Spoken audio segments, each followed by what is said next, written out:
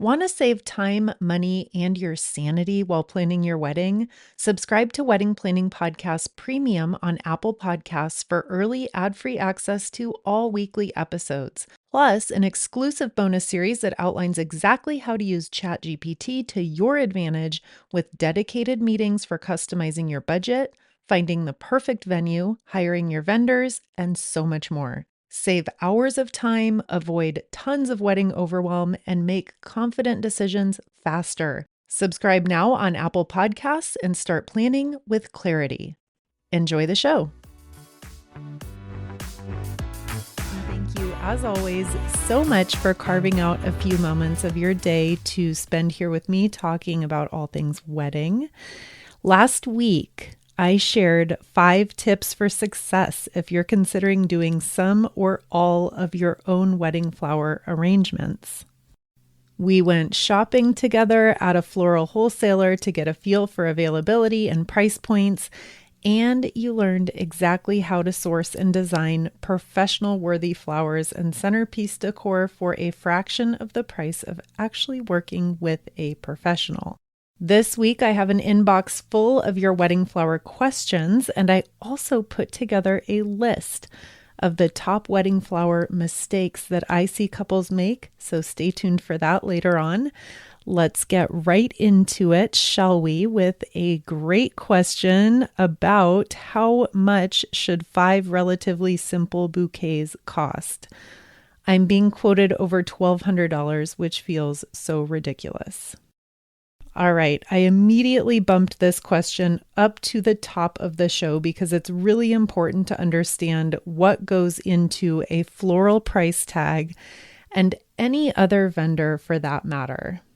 Last week, we talked all about buying flower stems wholesale, and I shared a bunch of examples that were about $1 per stem.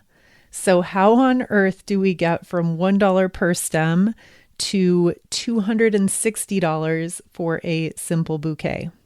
Let me tell you. So first off, the florist needs to cover their costs. In this case, about $1 per stem plus pins, ribbons, foam, packaging. Then they need to pay for a business license, insurance, and taxes to run their floral business. They also need to pay themselves and their employees, and hopefully pay them a living wage. Then they need to pay for their workspace rent, electricity, which if you can imagine, electricity is going to be a pretty significant cost if you're running a 300 square foot refrigerator, literally 24/7. This floral business owner also needs to put gas in all of their delivery trucks, not getting the best mileage per gallon would be my guess. And then they also need to pay to register and maintain those trucks. They need drivers to drive the trucks. You get the idea. I am personally a small business owner, so I appreciate all of this in a really, really close and personal way. And when you think about that list of basic expenses, that $260 price tag is justified pretty quickly.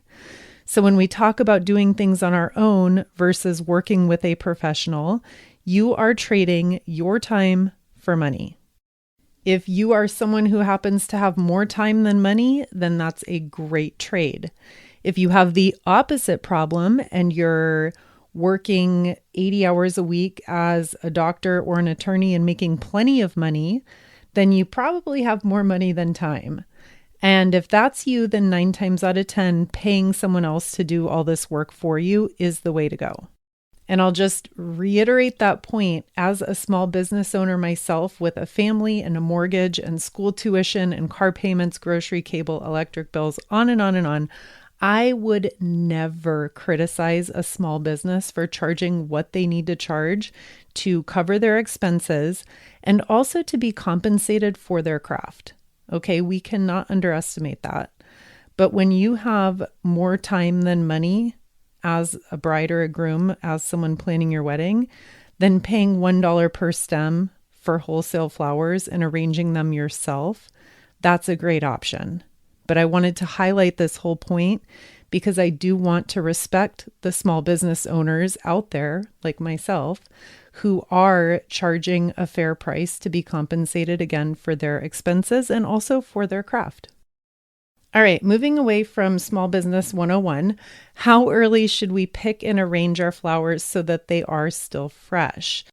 For a little bit more background, the person who sent this one in has a farm nearby where they live with lots of wildflowers, and you can go to the farm and pick the flowers, which sounds so fun. She's wanting to do this with her bridesmaids and just wondering how soon can we go pick them before the wedding day so that they stay fresh. So this is a really smart question because you want to leave as little as possible to have to do in the final day or days before your wedding. And so that does make flowers kind of a tricky project. You want to pick, buy, and arrange them as far in advance as possible without sacrificing their health and their beauty. And that, my friend, is easier said than done. So what we do now, how do we find that perfect balance? We have to test it out. There are no shortcuts here. There is no one-size-fits-all magical formula for doing your own wedding flowers. You have to test it out yourself. There are so many variables that go into this. I can't even begin to name them all. And for this specific example, I am not a wildflower expert. I don't know what the climate is like where this person lives. Every flower has a different vase life after it's been picked. So again, my best advice is to do at least minimum of one full trial run from start to finish in the month or two before your wedding so that you can see for yourself how the flowers look after 1, 2, 5 days, a week, or maybe even more after you have picked them. Some flowers open up and relax after they've been picked, for example, roses. And with roses, it's actually beneficial to wait for them to get softer and fuller and to open up more. They look more and more beautiful with every day. When I do roses, I can get a bunch of tight roses. I'll put them in a vase for 7 to 10 days, and they still look perfect, and they've almost tripled in size and make for an absolutely beautiful bouquet. But again, the humidity, the temperature, the varietal of roses, that's all going to vary from me to you to the next person. Other types of flowers, especially wildflowers, they might wilt and get droopy literally the next day. And then again, temperature, weather, season, all of that, all of those are variables that we can't control. So testing how the flower behaves in certain weather conditions and time conditions is something that you have to consider. So the bottom line here is that doing your own flowers is not a project that you can just willy-nilly wake up and decide to tackle in the final week or days right before your wedding. You need to be organized. You need to have a realistic plan. You ideally should have at least a couple of other people who are helping you with all of this. And then you must have 1 to 2 practice runs start to finish to get all the kinks worked out in the weeks ahead so that you know and can be prepared for exactly what to expect.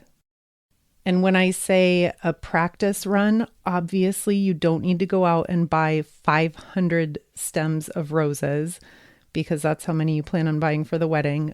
1 bouquet would be plenty. The important thing is that you know how that exact type of flower is going to behave and how long it's going to last. And next, very closely related question, how much time should we allocate to this project in the day or two before our wedding? So when you follow the guidelines that we've reviewed these past couple of shows, you'll know the importance of keeping it simple. So you've done the trial runs, you're using flowers ideally that are sturdy and hardy. So examples of that, roses, hydrangeas, greenery. With 1 to 2 trial runs with a simple arrangement of flowers, this should not take you more than 10 to 15 minutes to gather, trim, and finish off the stems with floral tape per bouquet or per centerpiece. But to repeat a point that I made in the last answer, this is not something that you can just decide to tackle last minute and then get frustrated and stressed out and say that I told you it would only take 10 to 15 minutes to do. Okay, so it only takes 10 to 15 minutes per bouquet when you put a ton of thought and effort into the pre-planning aspects. And when you're organized and you have a team of people helping you and you have an overall realistic vision. And those are the things that we've discussed at length in these past 2 flower shows. Here's a comment from a bride who got married last year, and she said putting the bouquets together was so stressful and annoying, and it took up the entire day before our wedding. Until you do it yourself, you will never realize the amount of work and talent that goes into flowers. So my comments and response there is yes, if you're trying to recreate an elaborate bouquet that you found on Pinterest that has 8 different kinds of flowers and elaborate satin wrapping around the handle, then that is definitely going to be stressful and annoying. But if you're okay with keeping it simple, I think that doing some or even all of your own flowers is an amazing return on the investment of your time and a very high quality end product for a very affordable price tag. Next question, can you think of any downsides to ordering flowers online? We're considering Costco, but the prices seem too good to be true. Fair. And yes, the biggest downside from a site like Costco or any other big box site is that you're going to have a pretty narrow selection when it comes to the availability and different types of flowers. If possible, I would always recommend getting on the phone with their flower customer support and getting some solid advice for working with the specific bouquets or specific flower stems that you're looking at. Costco specifically does have a dedicated phone number and email address for flower orders, and I'll link to more info in the show notes and also in the blog post for today's show. I'm not going to rattle off phone numbers and email addresses here. The next beauty of Costco is that their customer service philosophy is so generous that I would feel really confident knowing that they would be happy to work with you if anything goes drastically wrong. And honestly, there are risks of things being unavailable, out of stock, delayed, undeliverable, you name it, all aspects of planning your wedding, not just with flowers. And then all that being said, and working in another listener question, they wonder the best way to guarantee the availability of white roses for our bouquets and centerpieces. Well, I can say that I was on Costco right before I recorded this show, and they do have white roses available right now today as I'm recording this. They also have very beautiful pre-made centerpieces and bouquets in all white, for what it's worth. However, to be perfectly blunt, the worldwide floral trade does not care that you have to have white roses at your wedding. And the truth is that things like weather events, staffing challenges, pests, trade shutdowns, global upheaval, anything can happen. And any of these events are incredibly unfortunate, and they are also outside of anyone's control. Fresh flowers are fragile, they are often in short supply and high demand, and they are very time and weather sensitive. So I can unfortunately report that there is not anyone on earth who can guarantee that you will definitely be able to have white roses at your wedding. And this is also a good time to mention that having a spirit of flexibility and understanding that things might not go exactly as planned is a huge asset if you're planning on doing some or all of your own flowers. And then beyond the big box wholesale stores, there are other online flower sites like 50 Flowers is one, and they offer a beautiful variety of wholesale-ish priced stems. So these range from anywhere about $1.40 to about $2 each. So they're not as cheap as the Costco or the wholesale warehouse option. They are a bit more pricey, but you're going to find 1,000% more variety and color options. So that might be a great option for you if this is all something that you're considering looking into further. I will link in today's show notes to that resource. For the second half of today's show, we're going to run down a list of the top wedding flower mistakes that I see couples make time and time again. I've been producing and hosting this show for 8 years, which is a really, really long time. So I have been interacting with listeners like you for 8 amazing years. It's been so fun. The same themes and the same troubles and the same problems and the same mistakes, they tend to come up over and over again, and wedding flowers is no exception. So let's go down this list so that you can avoid these top wedding flower mistakes. And mistake number 1 is that couples ignore the flowers that are in season. This kind of reminds me of the must-have white roses for our wedding. Flowers don't grow by our schedule. They grow in the season that they were intended by Mother Nature to grow. And I will link to a great article that outlines all the flowers for all the months so that you can look at what month your wedding is scheduled for and get a great idea of what flowers will be in season. Selecting from those flowers will give you a much higher chance of success, especially if you're considering doing things yourself. And choosing flowers that are in season will also do wonders for your overall bill. Choosing flowers that are in season is immeasurably more affordable than trying to source flowers that are not in season. And then the next mistake couples make is overlooking service and delivery fees when working with a florist. Now, there is nothing worse than an unexpected service fee or a tax on a multiple $1,000 vendor bill. So do yourselves a favor and be prepared ahead of time for any and all service fees. And this includes delivery fees, driver tips, and taxes that might be hidden in your contract. Something related here is couples will often use their flower arrangements twice, once for the ceremony and then again for reception decorations. And that is a really smart and very thrifty, very heads up move. But just be aware that transporting everything from point A to point B will likely carry a price tag. And that would be in addition to the initial delivery fee that you're paying. So just make sure that you have eyes wide open to all the charges in total. And our next flower mistake is having unrealistic expectations given your budget. This could probably apply to many, many things other than flowers, right? So as we have probably all become aware of by now, flowers are very expensive. And the flower setups that are showcased on social media and on wedding websites, so where you have flowers hanging from the ceiling, you have garlands that are winding up the columns, a full-blown ceremony archway, we are talking tens of thousands of dollars to create a look like that. So for the average person, a modest floral budget of $1,000 or $2,000 or even $3,000, I am sorry to say that what that money will get you versus those images that I just described is going to be pretty underwhelming.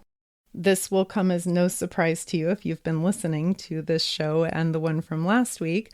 But if it were me personally, and of course I'm speaking in generalizations here, I would take $1,000 to a local farmer's market or a flower wholesaler, and I would do a very simple DIY approach versus working with a florist, just because you're going to get so much more bang for your buck.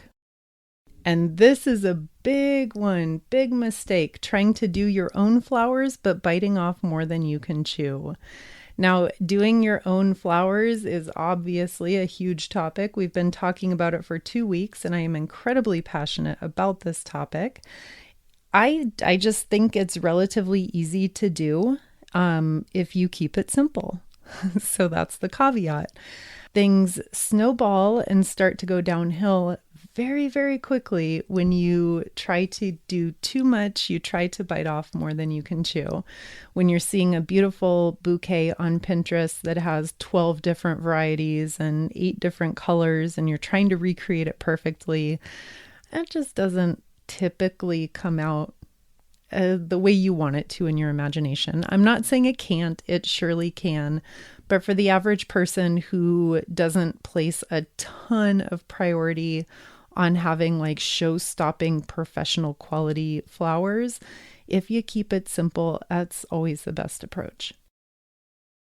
And then second part here, just because I didn't really work it into the first part of my answer to this, biting off more than you can chew can also just literally mean volume. So if you are trying to make 12 bouquets for 12 bridesmaids and then have 25 centerpieces, and you're trying to do that between 2 or 3 of you in the day before the wedding, that definitely falls into the biting off more than you can chew category.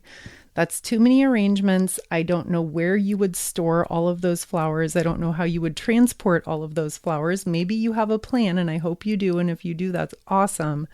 But again, for the average person who just wants to create some simple flowers, that's going to be too much going on. If you have 3 bouquets or 5 bouquets and 5 tables or 10 tables, that's fine. Just be aware of volume as you kind of start to tackle this project. Okay, so that, my friend, is going to wrap it up for today and for our 2-part series on all things flowers. I hope you've loved our conversations over the past couple of weeks, and I will also put a link to some recap blog posts and all other resources that we talked about in today's show notes. Thank you so much, as always, for being here with me this week. We will meet again next week, same time, same place.